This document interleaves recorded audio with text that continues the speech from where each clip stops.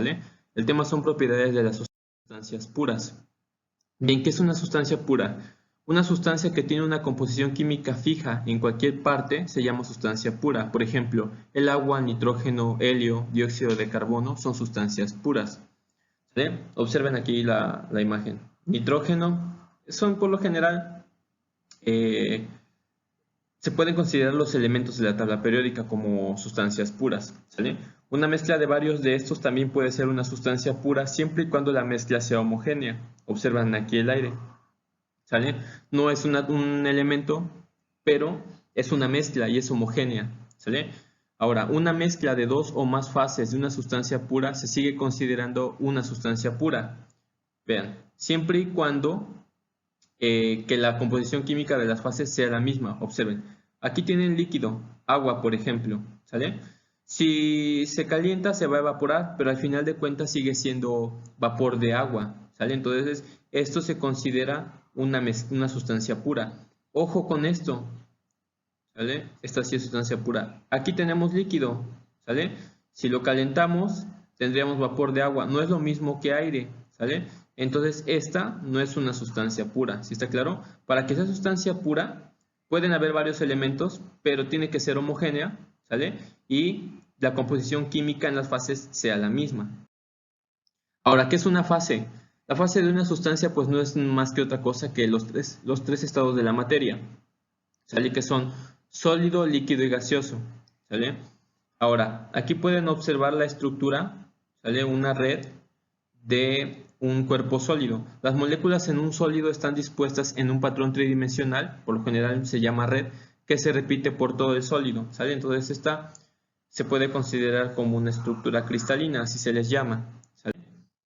Ahora, las otras dos que son líquida y sólida, el espaciamiento molecular en la fase líquida es parecido al de la sólida, excepto en que las moléculas ya no están en posiciones fijas. Observen, aquí tenemos las sólidas, vean cómo están bien establecidas en la red, ¿sale?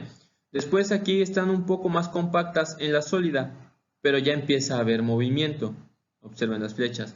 Y en la fase gaseosa las moléculas están bastante apartadas y no hay un orden, ¿sale? Están colisionando entre sí.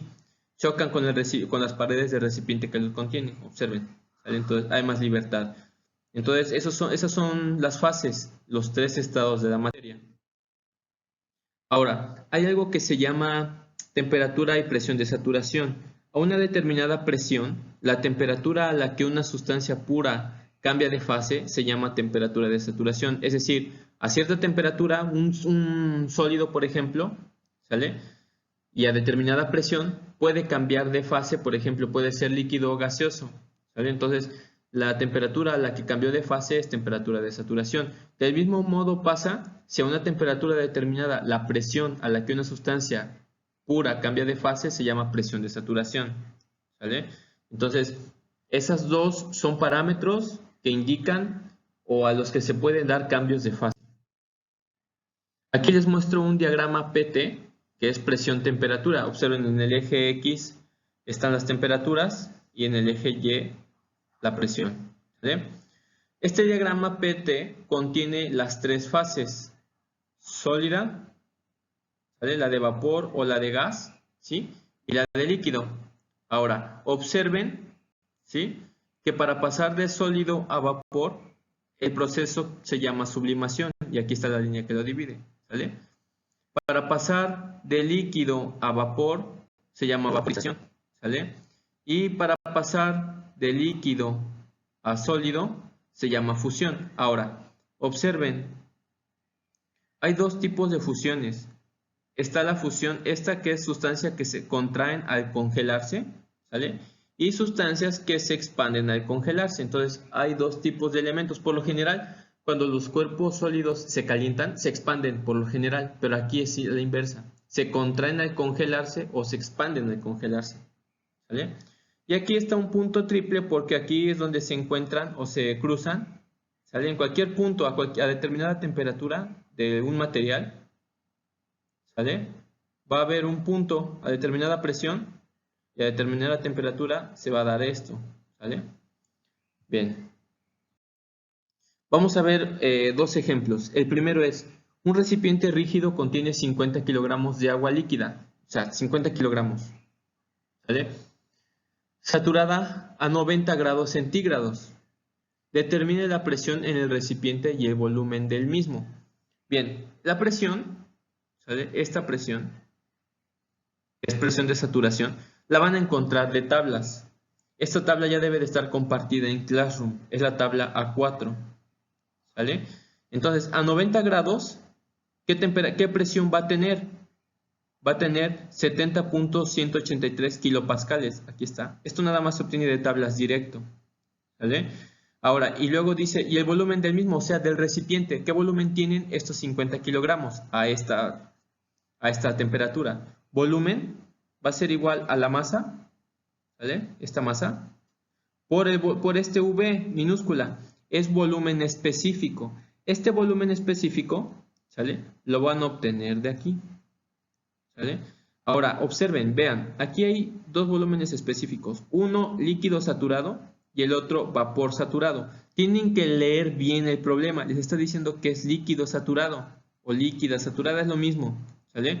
Entonces van a escoger este de aquí, ¿sale? Entonces por eso el volumen específico es 0.001036 metro cúbico sobre kilogramo, ¿sale? Realizan la multiplicación y entonces el volumen del recipiente es de 0.0518 metros cúbicos. Ahora vamos con un ejemplo 2. Esto es utilizando ahora el sistema inglés. Dice, un dispositivo que consta de cilindro hémolo contiene 2 pies cúbicos de vapor de agua. Ojo con esto. Aquí ya es vapor, ya no es líquido. Saturado a 50 psias de presión, también son unidades de presión, ¿sale? Determina la temperatura y la masa del vapor dentro del cilindro. Entonces, estamos aquí ahora, nos están dando presiones, observen. Agua saturada, tabla de presiones. La anterior dice tabla de temperaturas, ¿sale? Entonces aquí está la tabla A5E, también ya está compartida. ¿Sale? Entonces, ¿qué temperatura, ¿sale? Se tienen a 50 psias. Entonces, aquí lo observamos de la tabla, entonces son 280.99 grados Fahrenheit. Vean las unidades que están aquí. Y luego dice, determine la masa, ¿sale? Del vapor dentro del cilindro. O sea, ¿cuánto vapor se tiene en volumen? Partimos de esta ecuación que les mostré anteriormente, realizamos el despeje, masa va a ser igual al volumen sobre volumen específico. Recuerden que es líquido saturado, no sirve, por eso aquí les está indicando vapor de agua, entonces van a utilizar este volumen específico. Vale 8.5175, ¿qué unidades tiene? Pie cúbico sobre libra. M es de masa, porque recuerden que la libra también calcula fuerzas, ¿sale? Entonces, para que no se confundan, libra masa lo pueden utilizar así, ¿sale? Realizan la operación y entonces se tienen 0.235 libras de vapor en ese recipiente. Chicos, entonces con esto terminamos lo de la semana 4 y el lunes hacen sus ejercicios, ¿sale? Cuídense chicos, saludos.